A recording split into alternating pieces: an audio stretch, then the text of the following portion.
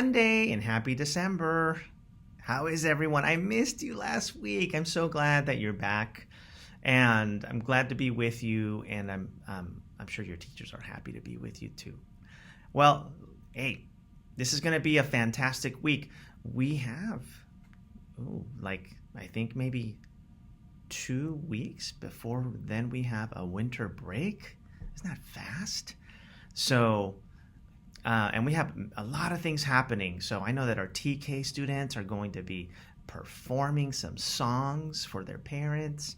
You're all taking the Diagnostic 2 iReady.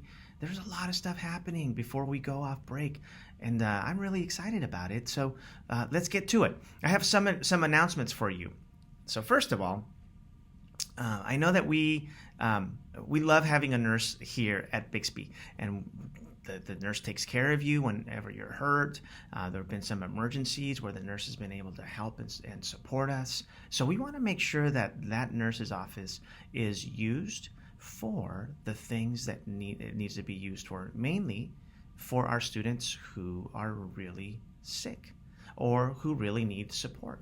So for example, I'm sure that in your classroom, your teacher has shown this poster. It's the 6 Bs. And so I want to remind you that when you are in the nurse's office, or when you ask your teacher, or let your teacher know that you need to come to the nurse, it's because you're bleeding a lot. Not because you scraped your knee or you scraped your elbow, but really because you're bleeding and we can't stop it. That's a good reason for you to come to the nurse. Or if accidentally your head was bumped. And so that's another reason. Or if you have a broken bone. Or if you're vomiting or throwing up. Or if you are burning up, meaning that you're having a fever. Or if you're having breathing troubles like asthma. Those are all the reasons why we request to come to the nurse. Now, if you need a break, maybe you can tell your teacher, can I have a 3-minute break? And maybe if your teacher thinks it's the right time for you to have a break, then maybe they'll let you take a break. Or maybe they'll say, you know what, right now it's not a good time for a break, but what if we wait until we finish this assignment or this part, and then I can send you on a quick little break. But the nurse's office is not for a break, okay? If you're having some issues with friends, it's not the reason to come to the nurse. Those are things that your teacher can help you with. Those are things that sometimes the counselor can help with as well when she's here, or even I will if I'm able to. So yes, so make sure that when you come to the nurse, it's for the 6 Bs. That's bleeding, a bumped head, broken bone, barfing, burning up, or you're having breathing troubles. Those are the only reasons why you should come to the nurse. And this message is for my 1st through 5th graders. So listen up.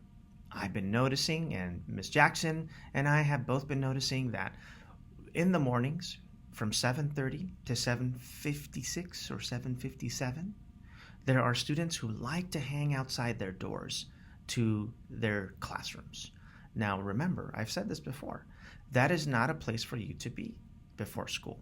So before school, you need to make sure you go out all the way to the playground. That's where Miss Jackson and Miss Amara are helping supervise, and you need to go all the way on that side of the red line. Got it? I don't want Miss Jackson to have to tell you, hey, come over here, come over here. You need to make sure that you're responsible and do that. And make sure that you let your parents know, or your caregiver, if it's your mom, your tia, your tío, your nana, your nono, your nini, you let them know, I need to go over to the playground. So they'll go with you, and they're allowed to be on the side of the playground where the benches are, that red line. They can't go across the red line, but they can stay on this side of the red line and watch you. They can wave at you. They can blow a kiss to you.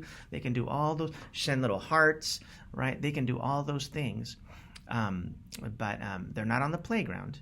But you are on the playground, and you should be having a good time out there. There's some things that you can do in the mornings, like play tetherball. Some kids play soccer. Some kids play basketball. Some kids like to get on the monkey bars and use the equipment sometimes. So those are all of your options. Or you can just wait and visit with a friend. That's okay too. Maybe you don't want to play. That's all right. But you do need to be on the playground, even though you don't want to play.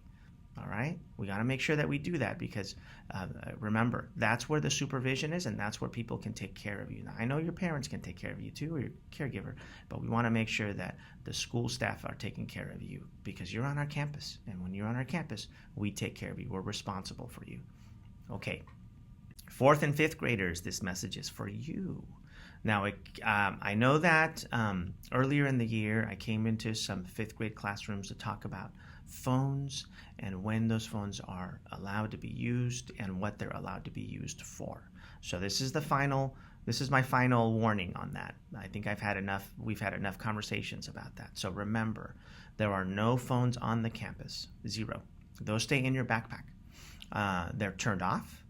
And before school, if your parent is checking in on you, just make sure that you got to school safely. Great. That's one thing. And then you turn it off and you put it away. After school, the same thing. If they're checking in to see how you're doing, see where you're going, see what's next, that's okay too. Okay, so before and after school, that's it. It's not a time for you to be showing TikTok videos, recording one another. It's not a time to be on social media. You shouldn't even be on social media because you're not old enough. So none of those things are for the school. We do not do those things at school. Now, if those are things that I'm noticing that we keep encountering, then your caregiver and I, your parent and I, are going to have a conversation about your phone privileges on this campus. So make sure that you don't do anything to lose those privileges because you can. And remember, we have phones here in the office that if you need to use for an emergency, then that's what's supposed to happen. So your parents or caregivers can call the office, or they can, or sometimes students call their parents from the office. You don't need to have a cell phone to call your parents. We have all of that contact information here in the office, and you're allowed to use our phones in case of an emergency or a real severe need. All right. So make sure that those phones are not out. They shouldn't be out. You shouldn't be on your phones watching videos before school or after school. You shouldn't be recording anybody on our campus. That's not something that you're allowed to do. Even if your friend gives you permission, no, you're not allowed to do that because the permission isn't given by your friend. It's actually a different process that we have to give for permission. And so like I said, this is the final warning that I'm going to be giving you about phones. If we need to remove your phone, then we will do that. Okay? So make sure that you do everything to keep that privilege. Your parents trust you with it. Your caregiver trusts you with it. Make sure that you are responsible with your devices, or your privileges are going to be gone. This is also for my 4th and 5th graders. So I know that you're the older students on our campus. Most of you are our leaders on our campus because you work hard to be leaders. And one of the things that I want to remind you is that school is a place to make friends. Okay. And it's a place for you to sometimes make long-lasting friends. So not always, but most of the times that a lot of students have friendships that they keep here, and then they go on to middle school and they're still friends, and then they go on to high school and they're still friends, and then even after high school they're still friends. And that's a beautiful thing. And sometimes it doesn't happen. You just have friends while you're in elementary, and then maybe you make new friends in middle school, and then maybe you make new friends in high school. But school is a place for friendships, and we want to encourage all of our students to make friends at their schools. So having said that, I want to let you know that school, elementary school, Bixby, is not a place for boyfriends and girlfriends. That's not what this school is for. So we're here to learn, we're here to make friends, to have good friendships, but boyfriend, girlfriend stuff, that's between you and your parents, and it's not here at Bixby. Got it? I want to make sure that that's clear because I know that there are some fifth graders who've been using that term quite a bit about boyfriend, girlfriend, dating, those kinds of things. No, we're not doing that here. So remember, friendships, good. Dating on Bixby, boyfriend, girlfriend, nah. Not happening here. So make sure that you make the right choices with that because that can lead to a lot of other problems. I know that Senora Sierra has come talk to you about boundaries and sexual harassment and all of those things.